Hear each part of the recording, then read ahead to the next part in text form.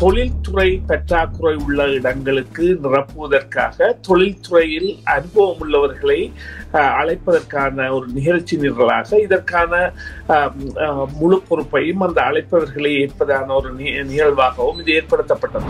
ஆனால் புதிய வரவாளர்கள் வந்திருக்கின்றார்கள், அதன் பல திட்டங்கள் மூலம் என்பது ஒரு உண்மையாக ஏற்றுக்கொண்டு அடுத்த கேள்விக்கு செல்லலாம். அவர்கள் உள்வாங்க போகின்றவர்களில் பெரும்பான்மையானவர்கள் 60% தாங்களாகவே வந்து இங்கே வேலை தேடி எடுக்கக்கூடிய தகுதிகளை உடையவர்களாகவும் பொருளாதார ரீதியில் முன்னேறியவர்களாகவும் இருக்கக்கூடியதான் அவர்கள் மையப்படுத்தி தற்பொழுது ஏற்பட்டிருக்கக்கூடிய ஒரு பிரச்சனைகளில் முக்கியமானது என்னவென்று சொன்னால், கனடா இன்றுமே இல்லாத அளவிற்கு வயது கூடியவர்களை கொண்ட ஒரு நாடாக, அதாவது குறிப்பாக கூறினால் அந்த முதல் வருகின்ற 10 நாடுகளுக்கு அண்மித்த நாடாக கனடாவின் வயது வீதம் என்பது சராசரியாக 83 அல்லது 84 வயது உடையவர்கள் வரை வாழக்கூடியதாக ஆண்களும் பெண்களும் இருக்கின்றார்கள்.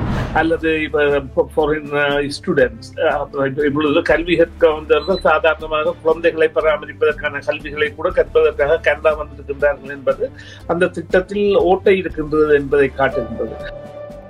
கொலம்பியா வீடியோ இப்பொழுது அறிமுகப்படுத்துகின்றது ஹை ஸ்பீட் இன்டர்நெட். தங்கு தடையின்றி துரித கதியில் இணைய இணைப்பின் மூலம் தொலைக்காட்சி நிகழ்ச்சிகளை இடைவிடாமல் பார்த்து மகிழலாம். சீப்பான இன்டர்நெட் மூலம் இதுவரை செழிப்படைந்த உங்களுக்கு இதோ குறைந்த கட்டணத்தில் சூப்பர் ஃபாஸ்ட் இன்டர்நெட். பிரம்டனில் பல் சமூகத்தினர் மத்தியில் நன்மதிப்பை பெற்ற தமிழர் ஸ்தாபனம் கொலம்பியா வீடியோ. இலக்கம் 144 கெனடி ரோடு, ஸ்வீட் 8, பிராம்டன். 9054568433. இந்த நேரம் வழக்கம் போலவே சமூக அரசியல் பரப்பிலே மிக முக்கியமான பேசுபொருளாக மாறியிருக்கிற முக்கியமான விடயங்களை, சமூக அரசியல் பேசுபொருளாகி ஆகி இருக்கிற விடயங்களை பேசுவதற்கான தளமாகவும் நேரமாகவும் இருக்கிறது. வழக்கம் போல நாங்கள் திரு சுரேஷ் தர்மா அவர்களை இணைத்துக் கொள்ளப் போகிறோம். இன்றைய நாளிலே பேசுவதற்கான மிக முக்கியமான பேசுபொருளாக ஆகி இருப்பது என்னவென்றால், இந்த கனேடிய வேலை விவகார அமைச்சர் அண்மையிலே ஒரு அறிக்கையினை வெளியிட்டிருந்தார், ஒரு செய்தியை வெளியிட்டிருந்தார். இந்த தற்காலிக வேலையாட்கள் என்று சொல்லப்படுகிற டெம்பரரி ஒர்க்கர்ஸ் என்கிற அந்த திட்டத்தினை தவறாக பயன்படுத்துகிறவர்கள் மீது சட்ட நடவடிக்கை எடுக்கப்படும் என்கிற ஒரு ஸ்டேட்மெண்ட்டை அவர் விடுத்திருந்ததை பார்க்கக்கூடியதாக இருந்தது. இது பெரும்பாலானவர்களுக்கு அதிர்ச்சியாக ஒரு பக்கம் மாறி இருக்கு, இன்னும் ஒரு சிலருக்கு அது பேசுபொருளாக மாறி இருக்கிறது. இது எவ்வளவு தூரம் காரணம்? கனடாவிற்கு ஏற்கனவே சொல்லப்பட்டது போல குடிவரவு ஆக வர வேண்டியவர்களினுடைய தேவை நிறைய இருக்கிறது, ஒர்க்கர்ஸாக வர வேண்டியவர்களினுடைய தேவை.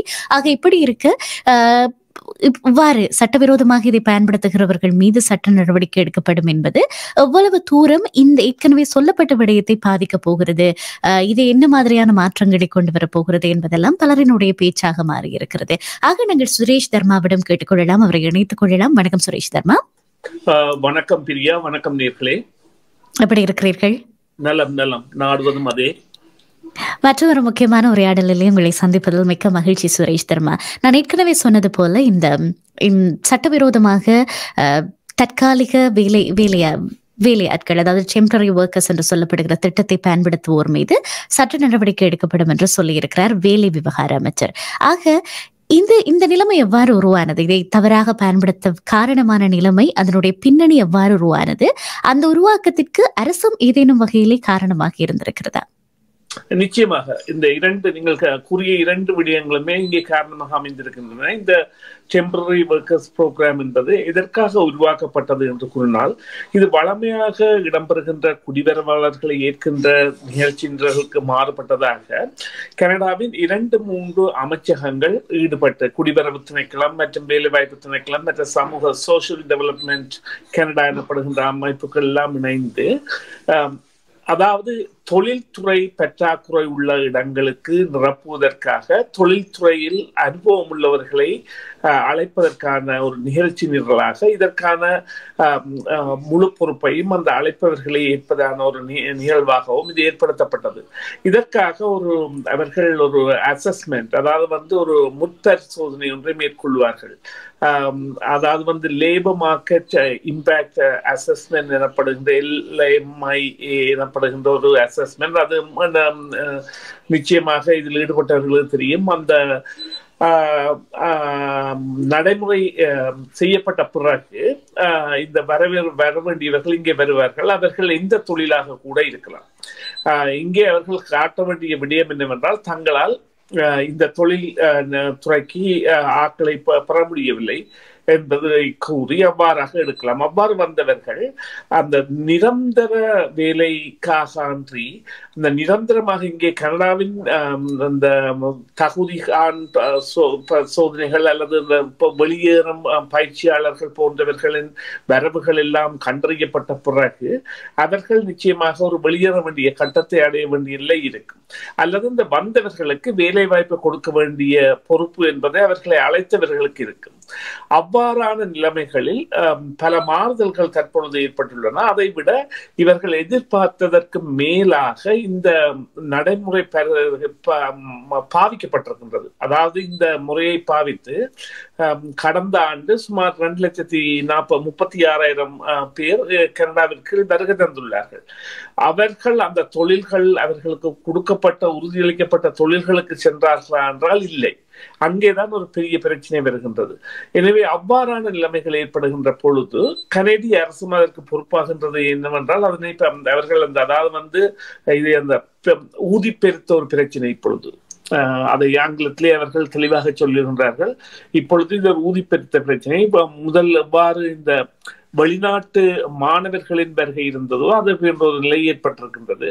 அது குறித்த நடவடிக்கைகளை அவர்கள் எடுப்பதற்கான முயற்சிகளை மேற்கொள்கின்றார்கள். இதற்கு இந்த பெரும் தொற்று நோய் காலம் கூட ஒரு காரணமாக இருந்திருக்கலாம் என்றால் அதிலிருந்து மீள்கின்ற பொழுது பலரும் தங்களது துறைகளை மாற்றியிருந்தார்கள், வேலைவாய்ப்பு துறைகளை. குறிப்பாக நகர்சார் பகுதிகளில் வேலை செய்தவர்கள் எல்லாம் நகர்சார் பகுதிகளை விட்டு மாறி கிராமப்புறங்கள் நோக்கி நாடியதாகவும் தங்களுடைய தொழில் துறைகளையே மாற்றியதான தன்மையும் இருந்ததால் அவர்களால் அடையாளம் காண முடியவில்லை சரியாக. எனவே அதனை அந்த திட்டத்தில் வந்தவர்களை அனுமதித்திருந்தார்கள். ஆனால் இப்பொழுது அது அவர்களுக்கே ஒரு பிரச்சனையாக இருக்கின்றபடியால் அவ்வாறான பிரச்சனை உள்ளவர்களை தாங்கள் நிச்சயமாக அனுமதிக்க மாட்டோம் என்கின்ற ஒரு கூதாவில் சொல்லி இருக்கின்றார்கள். ஆனால் இதன் விளைவு எவ்வாறு இருக்கும் என்று கூற முடியாவிட்டாலும் இந்த அரசு நிச்சயமாக ஒரு பலிக்கடாகின்ற பிரச்சனையாக குடிவரவாளர் பிரச்சனை அதற்கு அமைந்து விட்டது. ஒரு பாதகமான கவலைக்குரிய விடயம்.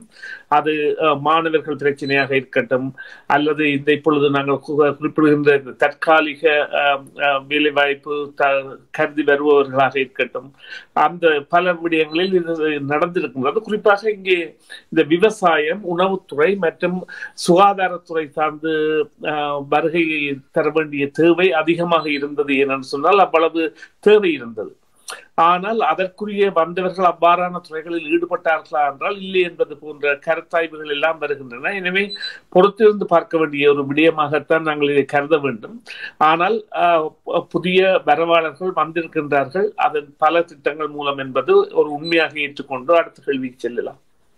நிச்சயமாக நீங்கள் சொன்னது போல என்னதான் இன்றைக்கு கனடா எதிர்கொள்ளுகிற மிக பாரிய ஒரு நெருக்கடி என்னவென்றால் அதிகப்படியான சனத்தொகை அன்றாடம் குடிவரவாளர்களாக வந்து கொண்டு இருக்கிறார்கள். இது ஒரு பக்கம் என்று சொல்லிச்சினால் அவர்களுக்கு போதுமான வேலையில் இன்மை என்பது இன்னொரு பிரச்சனையாக பூதாகரமாக மாறியிருக்கிறது. அதே நேரம் குறைந்த வேலையிலே வேலைக்கு அமர்த்துகிற சில தொடர்ச்சியான சட்டவிரோதமான செயல்கள் இடம்பெற்றுக் கொண்டிருப்பதனால் சரியான அதை என்ன சொல்லுவார்கள், அந்த வேலைக்குரிய சரியான காத்திரமான தகுதியான பணிக்கான அந்த பணத்தினை பெற்றுக்கொள்வது அல்லது சம்பளத்தினை பெற்றுக்கொள்வது மற்றவர்களுக்கு இங்கே ஏற்கனவே ஒரு தொடர்ச்சியான பெர்மனன்ட் ரெசிடென்டாகவோ இல்லாவற்றால் இந்த நாட்டினுடைய குடிமக்களாகவோ இருக்கிறவர்களுக்கு அது ஒரு மிகப்பெரிய சவாலாக மாறி இருக்கிறது. ஆனாலும் மாணவர்களாகவும் சரி, இல்லாவிட்டால் அகதி கோரிக்கை, அதுவும் இன்லேண்ட் அகதி கோரிக்கை கோருகிறவர்களாக இருந்தாலும் சரி, இல்லாவிட்டால் தற்காலிக வரவாளர்களாக சிட்டிசனாக மன்னிக்கவும் இங்கே விசிட்டர்ஸாக வருகிறவர்களாக இருந்தாலும் சரி, நாளாந்தம் வந்து கொண்டே இருக்கிறார்கள். இவைகள் எல்லாமுமாக சேர்த்து கனடா அடுத்த 3 ஆண்டுகளுக்கு ஒரு திட்டத்தினை முன்னெடுத்து வைத்திருக்கிறது இல்லையா? குடிவரவுக்கான 3 ஆண்டுகளுக்கான திட்டத்தினை வகுத்து வைத்திருக்கிறது. இதை எவ்வளவு தூரம் இவைகள் எல்லாம் பாதிக்க போகிறது? மிக முக்கியமாக அதோடு இணைக்க வேண்டிய கேள்வி என்னவென்றால் 3 ஆண்டுகளுக்கான திட்டத்தை ஏற்கனவே கனடா வகுத்து வைத்திருக்கிறது. அதிலே நாங்கள் இந்த டெம்பரரி ஒர்க்கர்ஸாக வருகிறவர்களை கருத முடியாமல் இருக்கிறது. ஆமாம், நிச்சயமாக. அவர்களுடைய இந்த கனடாவினுடைய திட்டத்தின் பிரகாரம் அவர்கள் உள்வாங்க போகின்றவர்களில் பெரும்பான்மையானவர்கள் 60% தாங்களாகவே வந்து இங்கே வேலை தேடி எடுக்கக்கூடிய தகுதிகளை உடையவர்களாகவும் பொருளாதார ரீதியில் முன்னேறியவர்களாகவும் இருக்கக்கூடியதான் அவர்கள் மையப்படுத்தி இந்த ஆண்டு 4,70,080,000 இருக்கலாம், அல்லது அடுத்த ஆண்டு அதை 5 லட்சமாக ஆக்குவதற்கு 2026 5 லட்சத்தை ஆக்குவதற்கான தொகையை கொண்டு ஒரு சிறிய வேறுபாட்டில், அதாவது 4,80,000 4,90,000 அப்படி 5 லட்சம் என்று மாறுகின்ற வகையில் வைத்திருக்கின்றார்கள். ஆனால் அவர்களுடைய திட்டத்தின் பிரகாரம் இப்பொழுது இந்த மீள்நினைவு, குடும்ப மீள்நினைவு என்பதற்கு கூட ஒரு 20% தான் கொடுக்கின்றார்கள். 60% அவர்கள் பொருளாதார வசதியுடன், தகுதியுடன், திறமையுடன், ஆளுமையுடன் அவர்களுடைய துறைகளில் உடனடியாக வேலை எடுக்கக்கூடியவர்களானவர்களை உள்வாங்குவதற்கான முயற்சியை தான் ஈடுபடுகின்றார்கள் என்றால், இவ்வாறான ஒரு முயற்சியில் ஈடுபட வேண்டிய தேவை கனடாவுக்கு ஏற்பட்டிருக்கின்றது என்பதை நாங்கள் எல்லோருமே ஏற்க வேண்டும். அதற்கான காரணம் என்னென்றால் வயது மூப்பு. கனடாவில் தற்பொழுது ஏற்பட்டிருக்கக்கூடிய ஒரு பிரச்சனைகளில் முக்கியமானது என்னவென்று சொன்னால், கனடா இன்றுமே இல்லாத அளவிற்கு வயது கூடியவர்களை கொண்ட ஒரு நாடாக, அதாவது குறிப்பாக கூறினால் அந்த முதல் வருகின்ற 10 நாடுகளுக்கு அண்மித்த நாடாக கனடாவின் வயது வீதம் என்பது சராசரியாக 83 அல்லது 84 வயது உடையவர்கள் வரை வாழக்கூடியதாக ஆண்களும் பெண்களும் இருக்கின்றார்கள். எனவே அவர்களுக்குரிய தேவைகள் என்பது 65 வயதிற்கு மேலாகின்ற பொழுது அதிகமாகின்றது. அவர்களை பராமரிப்பதற்கான சுகாதார தேவையாளர்கள், அவர்களுக்கான வீட்டு வசதிகள் போன்ற பல இத்தியாதிகளும் செய்து கொடுக்கப்பட வேண்டிய நிலை ஒரு பாரமாக இருக்கின்ற நிலையில், மறுபக்கமாக அந்த வேலை செய்வோரின் தொகை என்பது குறைந்திருக்கின்றது. குறிப்பாக இதே தொகையை நாங்கள் ஒரு சில 10 ஆண்டுகள் அல்லது 20 ஆண்டுகளுக்கு முன்னர் பார்த்திருந்தால், கனடாவின் சனத்தொகையில் 6% 65 வயதிற்கு மேலானவர்களாக இருந்தார்கள். ஆனால் இன்று கனடாவின் சனத்தொகை ஒரு 40 மில்லியனை அண்மித்ததாக உள்ள சனத்தொகையில் 20% மேலானவர்கள் 65 வயதிற்கு மேலானவர்கள். அதிலும் ஒரு பெரிய உண்மை என்னவென்று சொன்னால், 100 வயதை கடந்தவர்கள் சுமார் 14,000 பேர். இதற்கான காரணங்கள் என்னவென்றால், மருத்துவ வசதிகள் மற்றும் அவர்களுக்கு கொடுக்க இந்த தொழில்நுட்ப வசதிகள் மற்றும் அவர்களுடைய வாழ்க்கை ஆதாரங்கள் என்பதை இவ்வாறான நிலையை நீடித்து செல்கின்றன. எனவே கனடா நிச்சயமாக இந்த வந்தவர்களில் பலரையும் திருப்பி அனுப்புமா என்றால் அதற்குரிய தேவை, அதற்குரிய தட்டுப்பாடு என்பது கனடாவில் ஏற்பட்டிருக்கிறது. இது இப்பொழுது கனடா மாத்திரமல்ல, ஜப்பான் கூட தற்பொழுது வெளிநாடுகளிலிருந்து மக்களை, அதாவது தொழில்துறைகளில் தேர்ந்தவர்களை தனது நாட்டிற்கு இறக்குமதி செய்கின்றது என்றால், ஜப்பானில் கூட முதியவர்கள் தான் அதிகமான தொகையாகவும் இளையவர்கள் இல்லாத நிலையும் வந்துவிட்டது. அதே போல கடந்த வாரம் சீனா கூட என்ன செய்திருந்தது என்றால், ஓய்வு பெறுகின்ற வயது எல்லையை அதிகரித்திருந்தது. சில வேளைகளில் கனடா கூட அதனை செய்ய துணிகின்ற காலம் விரைவில் வரலாம். அதற்கான காரணம் அவ்வாறான ஒரு தேவை ஏற்பட்டிருக்கின்றது. எனவே நீங்கள் குறிப்பிட்ட அந்த திட்டம் என்பது நிச்சயமாக தொடர்ந்து செல்லும். ஆனால் இவையெல்லாம் இந்த திட்டங்கள் அதாவது கனடா எதிர்பார்க்கின்ற வரையறைக்கு மாறாக வருகின்ற திட்டங்கள். இப்ப குறிப்பாக கூறினீர்கள் என்றால், இப்பொழுது அதாவது அந்த விவசாய தேவைகளுக்கு என்று வருபவர்களோ அல்லது இந்த லோ வேஜ் ஸ்ட்ரீம் எனப்படுகின்ற அந்த குறைந்த ஊதிய அடிப்படையில் இப்பொழுது இங்கே ஒரு வேலையாளை, அதாவது ஒரு வீடு கட்டுபவரே சம்பளம் $45 இருக்கின்றது என்றால், இவர்களால் $20 அல்ல $25 கொண்டு வர முடியுமாக இருந்தால், அவ்வாறு வருவர்கள் அவ்வாறான வேலைகளை எடுப்பார்களாக இருந்தால் பிரச்சனை இங்கே ஏற்படாது. ஆனால் அவ்வாறான வேலைகளை அவர்கள் பெற முடியாத இடத்து அவ்வாறான நிலைமைகள் தோன்றுகின்றன என்பதுதான் உண்மை. அதனை விட காலநிலைகளுக்கு ஏற்ப இப்பொழுது கனடாவில் ஏற்பட்டிருக்கின்ற மாற்றங்களில் ஒன்று, இப்பொழுது இந்த வீட்டு நிர்மாணத்திலேயோ ஏதோ இப்பொழுது அந்த முன்னர் காலங்களில் எல்லாம் அந்த குளிர்காலங்களில் அவை தற்காலிகமாக நிறுத்தப்படுகின்ற சந்தர்ப்பங்கள் இருந்திருந்தன. இப்பொழுது அவ்வாறு இல்லை. 12 மாதங்களும் அந்த வீட்டு கட்டுமான பணிகள் கட்டுமான பணிகள் கூட தொடர்கின்ற நிலை இருக்கின்றது. இந்த நிலையில் இவ்வாறான ஒரு தேவை இவர்களுக்கு ஏற்பட்டிருக்கின்ற தாங்கள் எதிர்பார்த்த இலக்கை அடைய வேண்டிய தேவை, அது குறித்த பயணத்தை மேற்கொண்டு கொண்டே இருப்பார்கள்.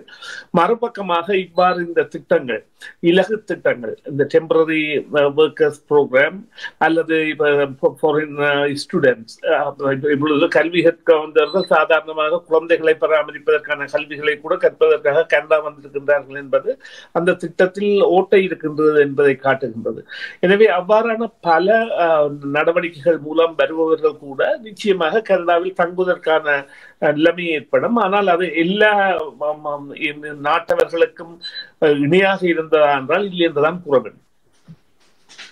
நிச்சயமாக நான் கேட்க நினைத்த எல்லா கேள்விகளுக்கும் ஒரு சேர நீங்கள் பதிலளித்து விட்டீர்கள். அடுத்த கேள்வியாக இதுதான் இருந்தது. காரணம், இந்த நாட்டை பொறுத்த வரைக்கும் நிறையவே பெரும்பான்மையாக இங்கே சீனியர் சிட்டிசன்ஸ் தான் அதிகமாக இருக்கிறார்கள். அது நிச்சயமாக நாங்கள் இந்த டெம்பரரி ரெசிடென்ட்ஸ் இல்லாவிட்டால் இந்த டெம்பரரி ஒர்க்கர்ஸ் என்று பார்க்கிற போது நிச்சயமாக இதை பாதிக்கக்கூடிய ஒன்றாகவே இருக்கும் என்பதிலே மாற்று கருத்து இல்லை. அதே நேரம் தொடர்ச்சியாக இந்த அரசு தரப்பை பொறுத்த வரைக்கும் நடவடிக்கைகள் எடுக்க போகிறார்கள், சட்ட நடவடிக்கை எடுக்க போகிறார்கள் என்றால் அது என்ன மாதிரியான நடவடிக்கைகளாக நாங்கள் எதிர்பார்க்கலாம், இல்லாவிட்டால் என்ன மாதிரியான புதிய தோற்றுவாய்களை அவர்கள் கொண்டு வருவார்கள் என நாங்கள் எதிர்பார்க்கலாம் என்பது கேள்வியாக இருந்தது. ஆனாலும் அதற்கு முன்கூட்டியே நீங்கள் பதிலளித்து விட்டீர்கள். மிக்க நன்றி சுரேஷ் தர்மா. இது குறித்த மேலதிக உரையாடலை நாங்கள் தொடர்ந்து நிகழ்த்தலாம். நன்றி. நன்றி பிரியா. நன்றி நேயர்களே. மீண்டும் ஒரு பொழுதில் சந்திப்போம். நன்றி. வணக்கம். வணக்கம். சிஎம்ஆர் யூடியூப் சேனலில் இணைந்திருக்கும் நேர்கள் அனைவருக்கும் எமது நன்றி. காமெண்ட்ஸ் பகுதியில் உங்கள் கருத்துக்களை தெரிவிக்க தவறாதீர்கள். முக்கிய செய்திகள், காணொளி தொகுப்புகள், நேர்காணல் என பலதரப்பட்ட அம்சங்களையும் உங்களுக்காக தருகின்றது சிஎம்ஆர் யூடியூப் சேனல். சிஎம்ஆர் என்று சர்ச் செய்து எமது யூடியூப் சேனலை சப்ஸ்கிரைப் பண்ணுங்கள். உங்கள் உற்றார் உறவினர் நண்பர்களோடும் இந்த காணொளி தொகுப்புகளை பகிர்ந்து கொள்ளுங்கள். அருகில் இருக்கின்ற முக்கிய காணொளி தொகுப்புகளையும் தவறவிடாமல் பாருங்கள்.